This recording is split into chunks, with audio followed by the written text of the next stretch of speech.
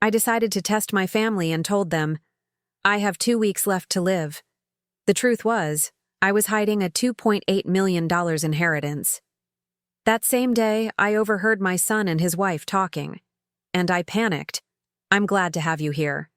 Follow my story until the end and comment the city you're watching from, so I can see how far my story has reached. I never thought I'd have to test my own family's love, but 2 years after burying my husband Randall, I found myself doing exactly that. Sitting in my kitchen on a Tuesday morning, staring at the bank statement that showed $2.8 million, money my son Nolan and daughter-in-law Harlow had no idea existed.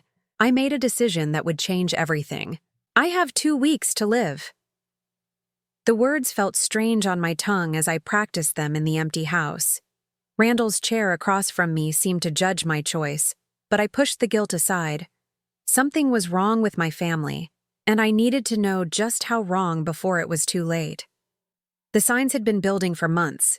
Nolan's visits became more frequent after the first anniversary of his father's death, but they felt different, calculated. He'd walk through the house with Harlow, their eyes lingering on antiques, on artwork, on anything that might have value. When they thought I wasn't listening, I'd catch fragments of conversations about when the time comes and what we'll do with all this stuff. At first, I told myself I was being paranoid. Grief makes you suspicious of everyone's motives. But then came the questions about my finances, disguised as concern for my well-being.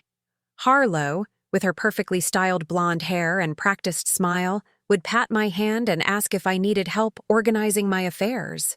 Nolan would mention how overwhelming it must be to manage everything alone. They never asked how I was feeling. They never asked if I missed their father. They asked about bank accounts and insurance policies. The final straw came 3 weeks ago. I was upstairs when I heard them in the living room, their voices carrying through the old house's thin walls. She's got to have more money than she's letting on, Harlow was saying. Look at this place. The antiques alone are worth a fortune. Dad always said he was careful with money, Nolan replied. There's probably a lot more than we think. Well, she can't live forever. She's already 68. The casual cruelty in her voice made my blood run cold. This wasn't grief or concern. This was calculation. They were waiting for me to die. That night, I sat in Randall's study, surrounded by his books and his smell that still lingered on his favorite sweater. I thought about the life insurance money he'd left me, the investments he'd made so carefully over 43 years of marriage. Money I'd barely touched because I couldn't bear to think about it, couldn't bear to acknowledge that it represented the end of our life together. Randall had been methodical about everything, especially our finances. He'd grown up poor, and the fear of poverty never left him. Even after his construction business took off, every dollar was accounted for, every investment researched. When he died, the lawyers presented me with papers showing assets I hadn't even known existed. Stocks, bonds, certificates of deposit, all in my name now. I'd told no one about the full extent of the inheritance, not even Nolan. I'd mentioned the life insurance, of course, and they knew about the house and the basic savings account. But the rest? The millions that represented Randall's lifetime of careful planning? That was my secret. And now I was glad I'd kept it that way. The plan formed slowly over the next few days. I researched online, reading medical websites about cancer symptoms and prognosis. I practiced the words I'd need to say, the devastated expression I'd need to wear. It felt wrong, lying about something so serious, but their casual discussion of my death felt worse. I called Dr. Morrison first, my physician for the last 15 years. I told him I needed to speak with him privately about a family matter. When I explained what I intended to do, he was quiet for a long moment. Sherry, I can't be part of this deception, he said finally. If they call me, they won't, I assured him. I'll tell them I'm seeing a specialist. You just need to not contradict me if they somehow find out. Another long pause. Why are you doing this? I told him about the conversations I'd overheard, about the way they looked at my belongings like they were already theirs. He listened without judgment, and when I finished, he sighed. 2 weeks? 2 weeks. Be careful, Sherry. These kinds of lies have a way of becoming real. I called Nolan that afternoon. My hands shook as I dialed his number, and I had to clear my throat twice before speaking. Honey, I need you and Harlow to come over this evening. There's something I need to tell you both. What's wrong, Mom? His voice carried that edge of annoyance it always had when I interrupted his schedule. Just come over, please. It's important. There was silence, then muffled conversation as he spoke to Harlow. We'll be there around 7. I spent the rest of the afternoon preparing. I pulled out the tissue box, placed it strategically on the coffee table. I found an old medical pamphlet about cancer that Dr. Morrison had given me years ago when I'd had a benign lump. I messed up my hair slightly, made my eyes look tired. When they arrived at 7 sharp, I could see the impatience in their faces. Harlow checked her phone twice while taking off her coat, and Nolan barely kissed my cheek before settling into the armchair that used to be his father's. So what's this about, Mom? He asked, glancing at his watch. I took a shaky breath, surprised by how genuinely emotional I felt despite the deception. I got some test results back today. Their expressions changed instantly. Harlow's phone disappeared into her purse. Nolan leaned forward. What kind of test results? I've been feeling tired lately, more than usual, and there were some other symptoms. I let my voice trail off, watching their faces. The doctor ran some tests. The silence stretched between us. Outside, a car door slammed, and somewhere in the house, the old heating system clicked on. Mom, Nolan said softly, and for a moment, I heard the little boy he used to be. What did they find? I met his eyes, searching for love, for genuine concern. What I saw was fear, but I couldn't tell if it was fear for me or fear of something else entirely. It's cancer, I whispered. Pancreatic cancer. They say I have maybe 2 weeks. The words hung in the air like a death sentence, which, I supposed, they were meant to be. The first thing Harlow said wasn't, I'm sorry, or, we're here for you. It was, are you sure? Did they run all the tests? I watched her carefully, noting how her manicured fingers twisted her wedding ring, a nervous habit I'd observed before when she was calculating something. Nolan sat frozen in Randall's chair, his mouth slightly open, but his eyes were already distant, processing. Yes, I said, my voice barely above a whisper. Dr. Morrison referred me to an oncologist. They confirmed it yesterday. Yesterday? Nolan's voice cracked. Why didn't you call us immediately? I clutched the tissue in my hand, making my eyes water on cue. I needed time to process it myself, to figure out how to tell you. Harlow stood up abruptly and began pacing behind the couch.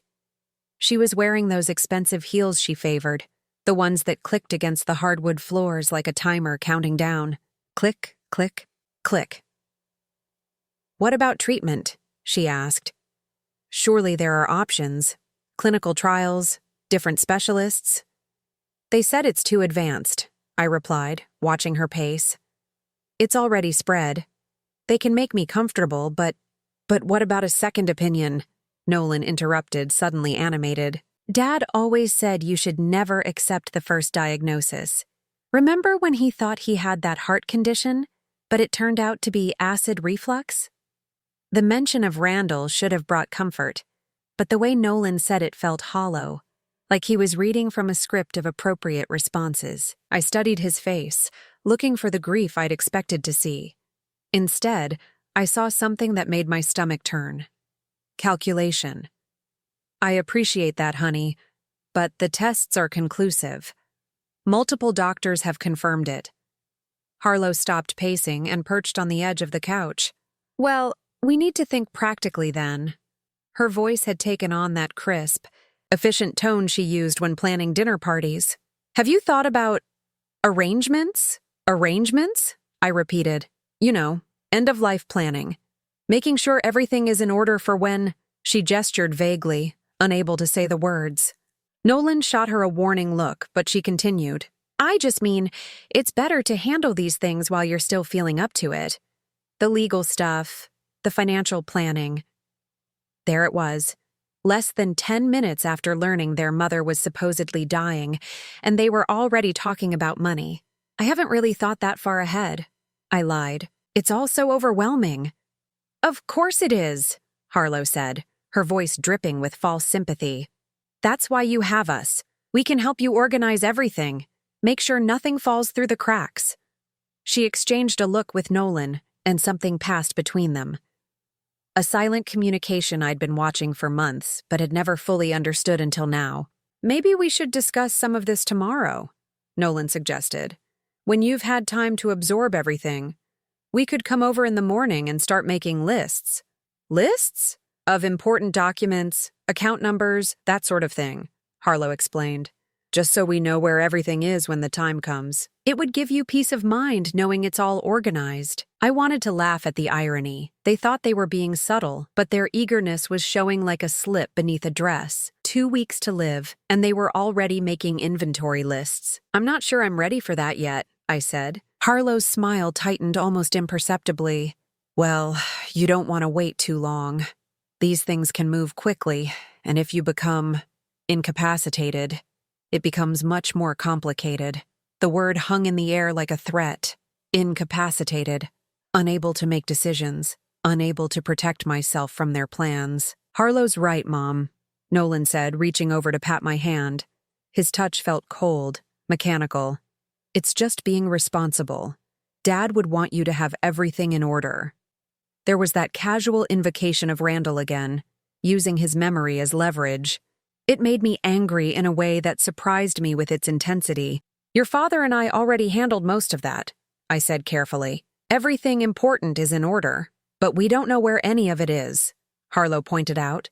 If something happens to you suddenly, we'd be completely lost. Bank accounts, insurance policies, investment statements. My pulse quickened. How did she know about investments? I'd never mentioned any investments beyond the basic savings account. What investment statements? I asked, keeping my voice neutral. Nolan and Harlow exchanged another look. This time, panic flickered across his face. Well, I just assumed... Harlow backtracked. I mean, Dad was always so careful with money. It would make sense that there might be some investments. But I could see the lie in her eyes. They knew something. The question was how much. I excused myself to get some water, needing a moment to think. In the kitchen, I gripped the counter and tried to process what I'd just witnessed. Their concern wasn't for my suffering or their grief at losing me. It was pure, calculating interest in what I'd leave behind. When I returned to the living room, they were whispering urgently. They stopped the moment they saw me. Are you feeling all right? Nolan asked. You look pale. Just tired, I said. This has been a difficult day. Of course it has, Harlow cooed. Why don't we let you get some rest? We can talk more tomorrow. They gathered their coats with an efficiency that felt rehearsed. Harlow kissed my cheek, her perfume cloying and heavy. Try to get some sleep, and don't worry about anything else tonight. We'll take care of everything. After they left, I sat in the living room listening to their car pull out of the driveway. The house felt different now, charged with the electricity of deception from all sides. I wasn't the only one lying. I walked upstairs to my bedroom, passing the photos that lined the hallway. Nolan as a baby, as a little boy, graduating high school, his wedding day. In every picture he was smiling, but now those smiles looked different to me. Had I raised a son who could calculate profit margins while his mother faced death? Before going to bed, I did something I hadn't done in months.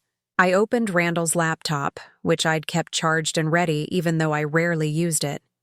His password was still our anniversary date, and his email account was still active. I scrolled through old messages, looking for anything that might explain how Nolan and Harlow could know about investments they shouldn't know about. Then I found it, buried in a folder labeled Important Correspondence. An email exchange between Randall and our financial advisor from 6 months before he died. They were discussing the transfer of certain assets to ensure maximum benefit for survivors. At the bottom of one email, Randall had written, "Please send a copy of this to Nolan as well. I want him to understand the full scope of what Sherry will inherit." My hands trembled as I read the financial details outlined in the correspondence. Every investment, every account, every dollar of the $2.8 million inheritance was laid out in precise detail. And Nolan had received a copy. The betrayal cut deeper than any cancer could. Not only did my son know exactly what I was worth, but he'd known for over 2 years and had never mentioned it. He'd let me grieve alone, struggle with decisions alone, all while knowing he was sitting on information that could have helped me. But worse than the secrecy was what it revealed about his character. He'd known about the money, and instead of helping me or talking to me about it, he'd simply watched and waited, like a vulture circling roadkill. I closed the laptop and sat in the darkness of my bedroom, Randall's side of the bed still untouched after all these months. For the first time since starting this terrible charade, I wondered if I'd made a mistake. Maybe some truths were too painful to uncover. But as I thought about Harlow's cold efficiency and Nolan's calculated concern, I knew I had to see this through. If they were capable of this level of deception while I was supposedly dying, what were they capable of when I was actually gone? The test had only just begun, and already I didn't like what I was learning about the people I'd called family. They returned the next morning with reinforcements. I was still in my robe, deliberately looking frail and unprepared when the doorbell rang at 8:30. Through the peephole, I saw Nolan and Harlow flanked by a man in an expensive suit carrying a leather briefcase. My stomach dropped. "Mom, this is Richard Brennan," Nolan said as they filed into my living room. "He's a friend of Harlow's family, an estate planning attorney." Richard Brennan looked like every lawyer in every movie, silver-haired, confident, with the kind of smile that probably cost a fortune in dental work. He extended his hand to me with practiced sympathy. "Mrs. Coleman, I'm so sorry to hear about your diagnosis. Nolan and Harlow thought I might be able to help you navigate some of the legal complexities during this difficult time." I stared at them, genuinely shocked by their audacity. Less than 12 hours after learning I was supposedly dying, they'd assembled a legal team. "I appreciate the concern," I said slowly, "but I'm not sure I'm ready to think about legal matters just yet." "That's exactly why we need to act quickly," Harlow interjected, settling onto my couch like she owned it. "These things become much more complicated if we wait." Richard was kind enough to clear his morning schedule for us. Richard opened his briefcase with the efficiency of a surgeon. "I've taken the liberty of preparing some basic documents based on what Nolan and Harlow have told me about your situation. Nothing binding, of course, just frameworks we can discuss." He spread papers across my coffee table like he was dealing cards. Power of attorney forms, will templates, trust documents. The sight of them made my chest tight with genuine anxiety. "This seems awfully fast," I said.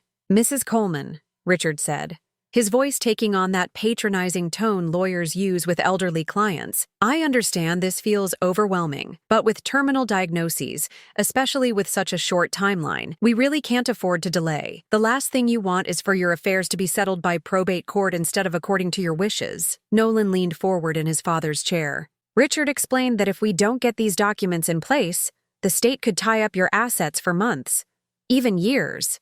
Your assets could be frozen," Harlow added. "Think about how that would affect everyone who depends on you. Everyone who depends on you." The phrase was carefully chosen. They were positioning themselves as dependents, as people who had a right to my money. "I didn't realize anyone depended on me financially," I said. Another exchange of glances between my son and daughter-in-law. They were doing that a lot lately, these silent conversations that excluded me entirely. "Well, we've been thinking," Harlow said carefully. "With everything that's happening, maybe it would make sense for us to move in here, to take care of you during your final weeks." "Move in? Temporarily," Nolan added quickly, "just to make sure you're not alone, and to help manage things as your condition progresses." Richard nodded approvingly. "That's very thoughtful, and it would make the transition much smoother when the time comes. Having family members already established in the household simplifies many legal aspects. The transition. They were talking about my death like it was a corporate merger. "I'm not sure that's necessary," I said. "I'm still feeling relatively well. But for how long?" Harlow's voice carried a note of impatience she quickly covered with concern. "The doctors said it could progress quickly. What if you fall? What if you can't get to the phone?" She was painting pictures of helplessness, of dependency, and I realized this wasn't just about money, it was about control. They wanted me isolated, vulnerable, and grateful for their presence. Richard pulled out another set of documents. These are medical power of attorney forms. They would allow Nolan to make healthcare decisions if you become unable to communicate your wishes. What kind of decisions? End-of-life care. Primarily, whether to pursue aggressive treatment, when to consider hospice care, those sorts of things. The implications sent a chill through me. They wanted legal authority over my medical care while I was supposedly dying of a disease I didn't have. I think I'd like to discuss this with my own lawyer first, I said. The temperature in the room seemed to drop several degrees. Richard's smile became strained. Of course, that's your right, he said, though I should mention that many attorneys aren't available on such short notice, and with your timeline, what my colleague means, Harlow interrupted smoothly, is that we're trying to help you avoid unnecessary stress. You're dealing with enough already. Nolan stood up and walked to the window, his back to us. Mom, I have to ask, are you sure you're comfortable with your current attorney? When's the last time you spoke with him? Mr. Patterson handles all my legal matters, I said. He's been our family lawyer for 20 years. But is he up to date on estate planning? Richard asked. The laws have changed significantly in recent years. You wouldn't want outdated advice to cost your beneficiaries thousands in unnecessary taxes. They were attacking on multiple fronts now. Urgency, complexity, and the suggestion that my longtime lawyer was incompetent. It was a coordinated assault, and I was beginning to understand just how much planning had gone into this morning's visit. I need some time to think about all this, I said, standing up to signal the end of the meeting. Richard gathered his papers with obvious reluctance. I understand your hesitation, Mrs. Coleman, but please don't wait too long. In my experience, families who delay these conversations often regret it later. As they prepared to leave, Harlow lingered by the mantelpiece, her eyes scanning the family photos and small valuables displayed there. Oh, I meant to ask, do you have a current inventory of your personal property?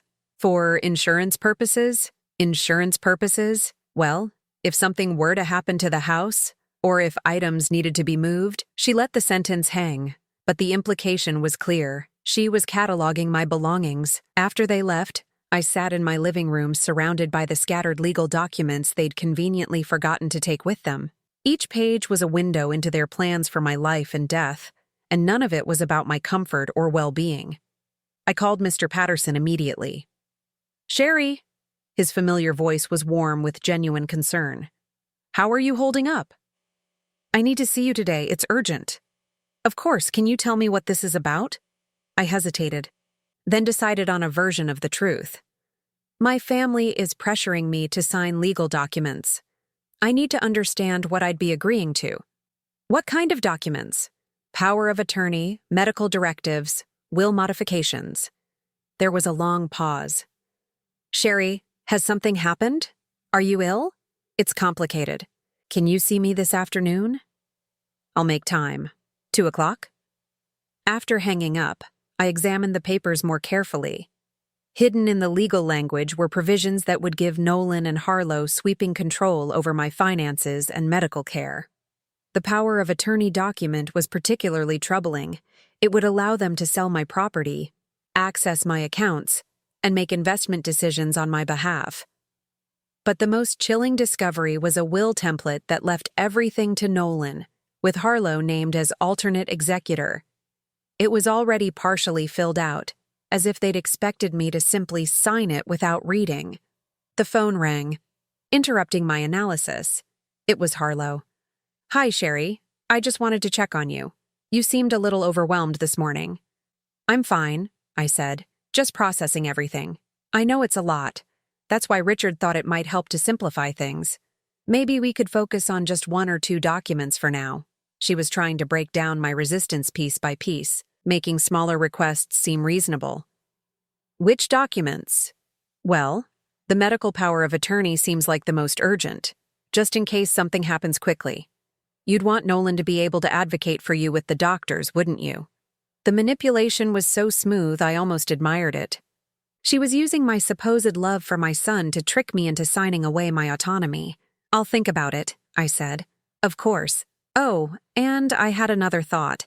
Since we might be staying here more often to help out, would it be okay if we moved a few things into the guest room? Just basic necessities? They were moving in whether I agreed or not. Harlow, I haven't decided about the live-in arrangement yet. I know. I just want to be prepared. You know how I like to plan ahead. Her laugh was light, casual, but I could hear the steel underneath. After the call, I walked through my house seeing it with new eyes. Every piece of furniture, every photograph, every small treasure Randall and I had collected over 4 decades of marriage. They were already dividing it up in their minds. I thought about the man I'd married, the way he'd worked so hard to build a secure life for our family. He'd trusted Nolan, loved him unconditionally. What would he think of the son he'd raised, the one who was now circling his widow like a predator? That evening, I did something I hadn't done since Randall died. I went down to the basement and opened his old safe, the one where he kept his most important papers. Inside, along with insurance policies and tax documents, I found something that made my blood run cold. A handwritten note from Nolan, dated just 3 months after his father's funeral. Dad, I know you can't read this, but I wanted you to know I'm going to take good care of Mom. She doesn't understand money the way you did, so I'll make sure everything is handled properly. I promise she'll never have to worry about anything. The paternalistic tone, the assumption that I was incapable of managing my own affairs, the promise to handle everything. It was all there in his own handwriting. This wasn't a recent development triggered by my fake diagnosis. This was a long-term plan that had been in motion since the day we buried Randall. I sat in the basement, holding my dead husband's papers and my son's promises, and I realized that my test had already revealed more than I'd bargained for. The question was no longer whether my family loved me. The question was whether they'd ever seen me as anything more than an obstacle between them and their inheritance. My meeting with Mr. Patterson confirmed my worst fears. "Sherry," he said, adjusting his reading glasses as he reviewed the documents I'd brought him, "these papers would essentially give your son complete control over your life. The medical power of attorney alone would allow him to refuse treatment, discontinue life support, or place you in a care facility against your will." We sat in his familiar office, surrounded by law books and the scent of old leather. I'd been coming here for 20 years, through home purchases, Randall's business dealings, and estate planning. Mr. Patterson had always been straight with me, never talking down to me the way Richard Brennan had. "But surely there are protections in place," I said. "Safeguards against abuse." He shook his head grimly. "In theory, yes. In practice, once these documents are signed, it becomes very difficult to revoke them if you're deemed mentally incompetent. And with a terminal diagnosis, they could argue I'm not thinking clearly." "Exactly." He set the papers aside and leaned back in his chair. "Sherry, I have to ask, are you actually ill? Because if you are, we need to discuss legitimate estate planning. And if you're not..."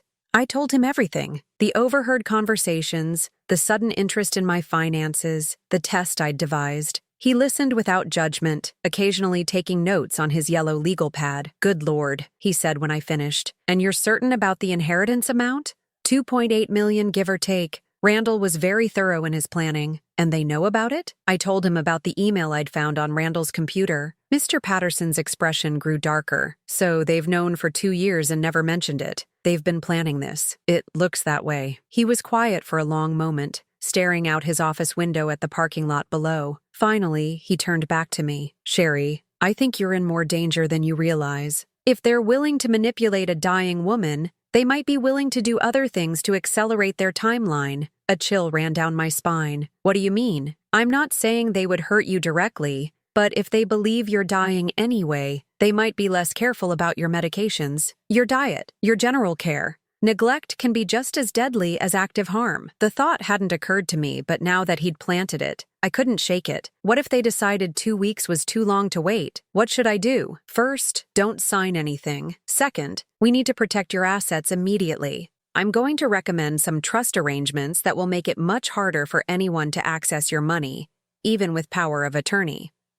We spent the next hour going over options: irrevocable trusts, charitable foundations, even transferring assets to offshore accounts.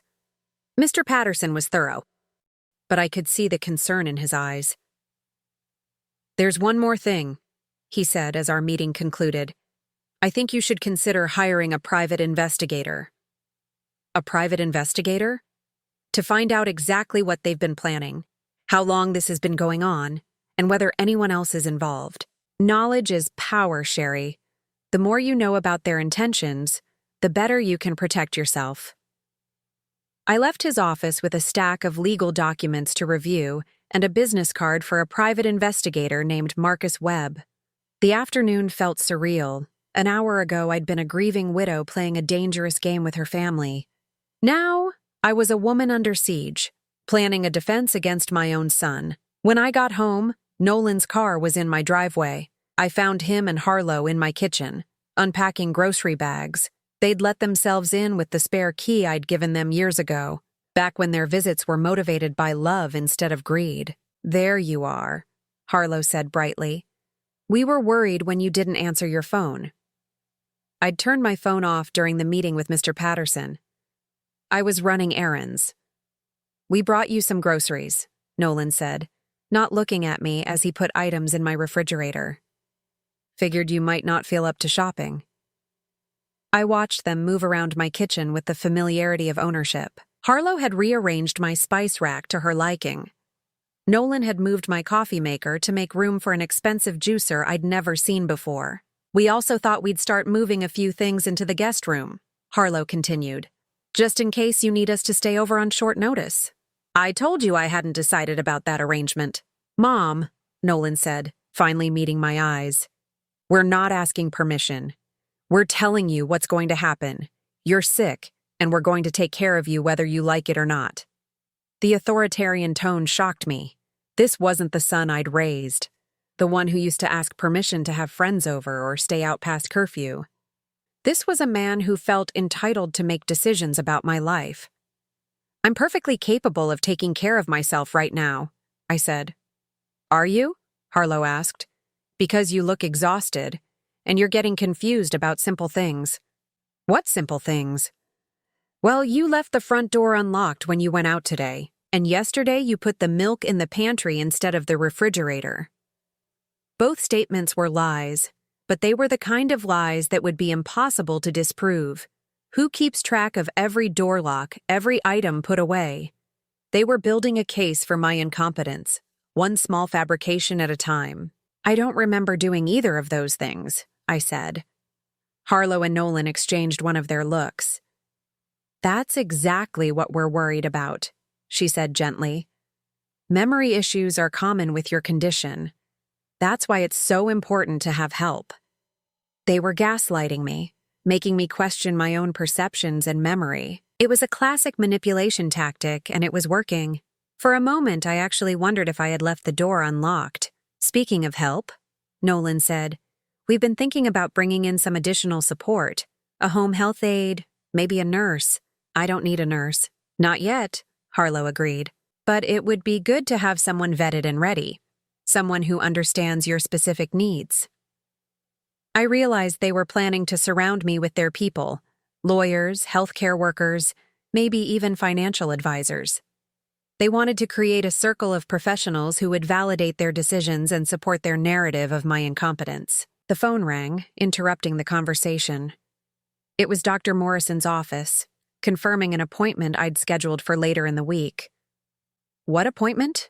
Nolan asked after I hung up. "Just a follow-up," I said vaguely. "We should probably come with you," Harlow suggested, "to help you remember what the doctor says."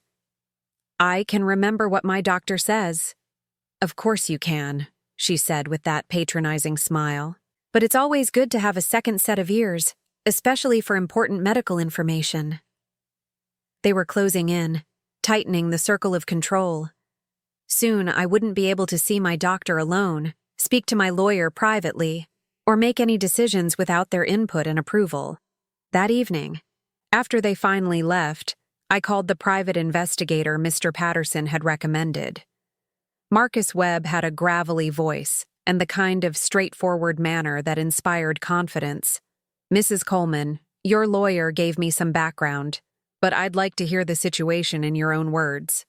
I told him about the fake diagnosis, about Nolan and Harlow's behavior, about my growing certainty that they were planning something more than just waiting for me to die naturally.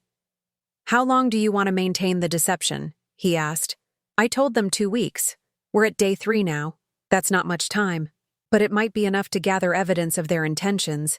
I'll need access to their communications, phone records, emails, text messages. How can you get those? There are ways, legal ways, he added quickly, but I'll need your help. Can you get me into the house when they're not there? Maybe install some recording equipment? The idea of bugging my own home felt wrong. But then I thought about Harlow rearranging my kitchen, Nolan talking to me like I was a child, and the lawyer with his stack of papers designed to strip away my autonomy. "Yes," I said. "I can do that." "Good. I'll come by tomorrow morning after they leave. And Mrs. Coleman, be very careful what you eat or drink when they're around. If they're as desperate as you think they are, they might try to speed up your timeline." After hanging up, I went through my house room by room, looking for signs of their intrusion. In the guest room, I found they'd moved in more than just a few necessities. Harlow's expensive toiletries lined the bathroom counter. Nolan's clothes hung in the closet. They weren't preparing to help a dying woman. They were moving in permanently. In my bedroom, I noticed my jewelry box had been moved, just slightly, but enough that I could tell someone had been through it. My wedding ring set, some diamond earrings Randall had given me for our anniversary, a pearl necklace that had belonged to my mother, all still there, but obviously catalogued. The most disturbing discovery came when I checked my medicine cabinet. I took a few prescription medications for blood pressure and cholesterol, nothing serious, but the bottles had been moved, and when I counted the pills, I realized some were missing. Not many, just a few from each bottle, but enough to suggest someone was experimenting with dosages, maybe figuring out what combinations might be dangerous for an elderly woman with a supposedly compromised immune system. I gathered all my medications and locked them in Randall's safe in the basement. If they were planning to poison me slowly, they'd have to find another way. As I prepared for bed that night, I realized that my fake test had uncovered something far worse than greed or emotional manipulation. I wasn't just dealing with family members who wanted my money. I was dealing with people who might be willing to kill for it. Marcus Webb arrived at 9 o'clock the next morning, exactly 30 minutes after Nolan and Harlow left, for what they'd told me was a meeting with financial advisors about my situation. The irony wasn't lost on me. They were literally planning my financial future while lying to my face about where they were going. Marcus was exactly what I'd expected from his voice. Mid-50s, graying beard, and the kind of weathered face that suggested he'd seen enough human ugliness to not be surprised by much. He carried a small black bag that looked like a doctor's kit. "Mrs. Coleman," he said, shaking my hand with a firm grip. "Thank you for trusting me with this situation. I know it can't be easy. Please call me Sherry. And no, it's not easy, but it's necessary." He nodded and got straight to business. "I've already started running background checks on your son and daughter-in-law. Preliminary results show some interesting financial patterns. But first, let's get you protected." Over the next hour, Marcus installed tiny recording devices in key locations throughout my house. One in the living room, hidden behind a picture frame. Another in the kitchen, tucked under the counter near where they usually sat. A third in the guest room they'd claimed as their own. "These are voice-activated," he explained. "They'll capture any conversation that happens when you're not in the room. The range is excellent, and the battery life is about 2 weeks. 2 weeks? That's perfect timing." He also gave me a small recording device to wear, disguised as a pendant. "Wear this whenever they're around. It'll capture everything they say to you or in your presence." The technology felt surreal, like something from a spy movie rather than a grandmother's desperate attempt to protect herself from her own family. But as Marcus explained how to activate and deactivate the devices, I felt a sense of control returning for the first time in days. "Now," he said, settling into my kitchen chair with a cup of coffee, "let me tell you what I've found so far." He pulled out a manila folder thick with documents. "Your daughter-in-law Harlow has some interesting financial history. She's filed for bankruptcy twice in the past 10 years, both times right before marrying wealthy men." "Both times?" "She was married before your son, to a man named David Kellerman, who died in a car accident 2 years into their marriage, left her everything, about $400,000. She burned through that money in less than 18 months and filed for bankruptcy 6 months before she met Nolan. My stomach turned. Are you saying she targets widowers? I'm saying she has a pattern. Wealthy older men who are vulnerable, either through recent loss or isolation. She marries them, gains access to their assets, and then, he shrugged, things happen. What kind of things? David Kellerman's accident was ruled exactly that, an accident. But the circumstances were suspicious. He was an experienced driver. The road conditions were good, and there was no mechanical failure. He just drove off a cliff on a route he'd taken hundreds of times before. The coffee in my mouth suddenly tasted bitter. And the insurance? Paid out in full. Double indemnity clause for accidental death. I set my cup down with shaking hands. Are you telling me she killed her first husband?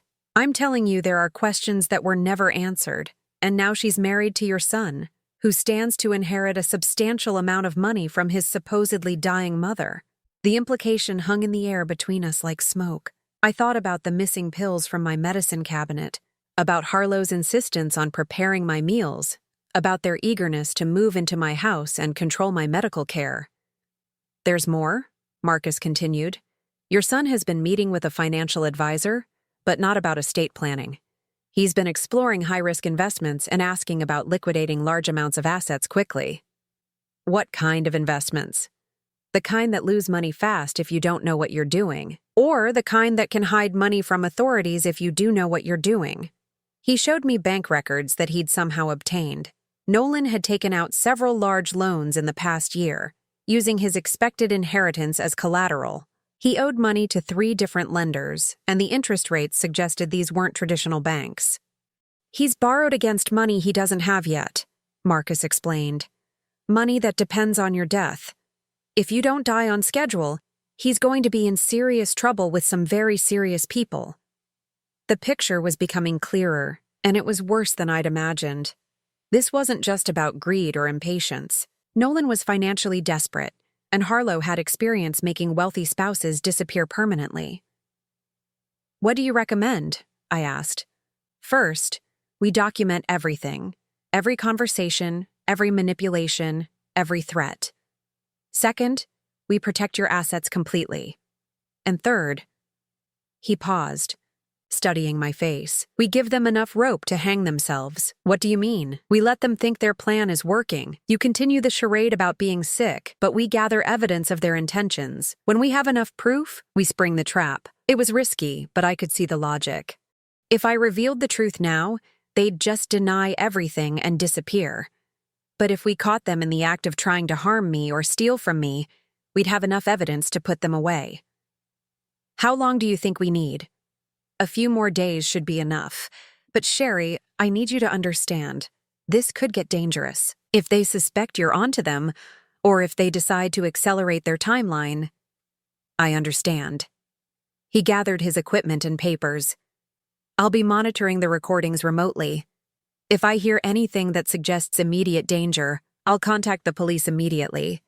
In the meantime, don't eat or drink anything they prepare. Don't take any medications they hand you, and don't be alone with them if you can help it. After Marcus left, I sat in my living room thinking about the woman my son had married. I'd always found Harlow a bit cold, a bit calculating, but I'd attributed that to generational differences. I'd never imagined she might be a predator who specialized in murdering husbands for money. And Nolan?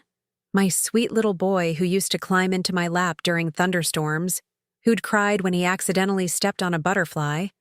That boy had grown into a man capable of borrowing money against his mother's death. The phone rang, interrupting my dark thoughts. It was Harlow. Hi, Sherry.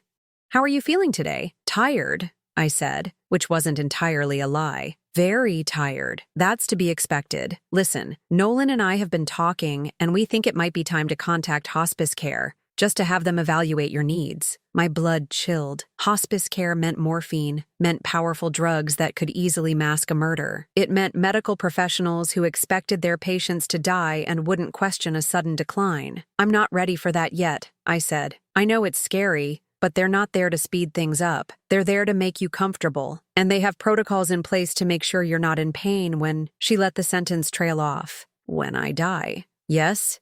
It would give us all peace of mind knowing you're getting the best possible care. The recording device around my neck felt heavy against my chest. I hoped it was capturing the false concern in her voice, the way she was pushing me toward a situation where my death would be expected and unquestioned. "I'll think about it," I said. "Don't think too long. These things can progress quickly, and we want to be prepared." That afternoon, they returned with more supplies for their extended stay. I watched from my bedroom window as they unloaded suitcases, boxes of food, and what looked like medical equipment from their car. When they came inside, Harlow was carrying a pill organizer, one of those weekly dispensers with compartments for each day.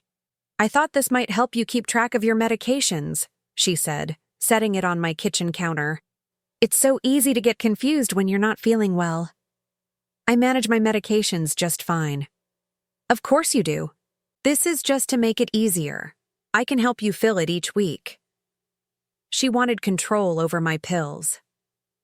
Combined with what Marcus had told me about her first husband's suspicious death, the implication was terrifying. "That's very thoughtful, but I prefer my current system." Nolan appeared in the kitchen doorway. "Mom, we need to talk about being more cooperative. We're trying to help you, and you're fighting us every step of the way." "I'm not fighting anything. I'm just not ready to give up my independence yet." "Your independence?" Harlow laughed, but there was no humor in it. "Honey, you're dying. Independence isn't really an option anymore." The casual cruelty in her voice sent a chill through me. She was already talking about me like I was gone, like my opinions and preferences no longer mattered, because I wouldn't be around much longer to enforce them. That evening, they prepared dinner for me, a gesture that would have seemed loving if I hadn't known what I now knew. I ate the salad but claimed I was too nauseous for the main course, which Harlow had prepared separately in the kitchen while I was out of the room. "You need to eat to keep your strength up," she insisted. "I'm just not hungry." "But you'll waste away to nothing," Nolan said. Dad wouldn't want that. There it was again. The manipulation using Randall's memory. But this time, it made me angry instead of guilty.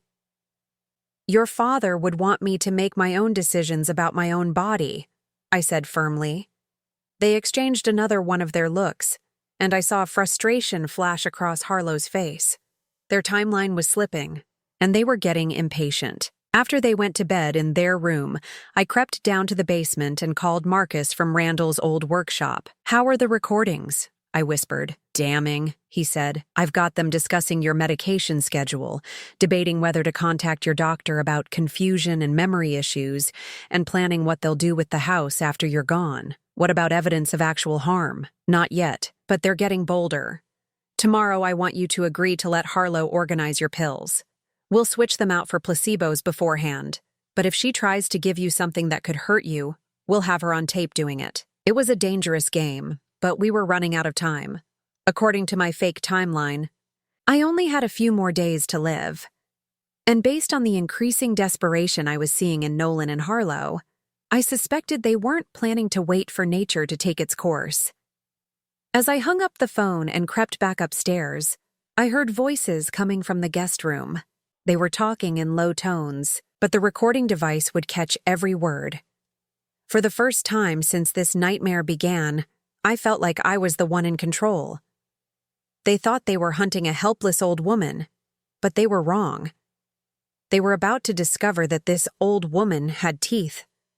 The end came sooner than any of us expected. It was day 11 of my supposed 2-week death sentence when Marcus called me at 6 in the morning, his voice tight with urgency. "Sherry, you need to get out of that house right now. Don't pack, don't explain, just leave." I was in the kitchen making coffee, still in my robe. Nolan and Harlow were supposedly still asleep upstairs. "What's wrong?" I intercepted a phone call between Harlow and someone she calls the doctor. "They're planning to give you something today that will cause a heart attack. She told him you've been declining rapidly and that it needs to look natural."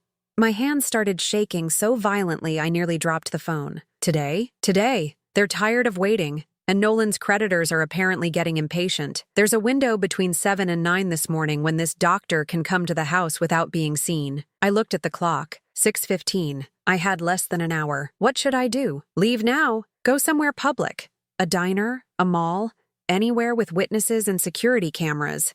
I'm calling the police, but we need you safe first. I hung up and started toward the stairs to get dressed, but I heard footsteps above me. They were awake earlier than usual, which meant the timeline had moved up even further. Instead of going upstairs, I grabbed my purse and car keys from the kitchen counter and headed for the back door.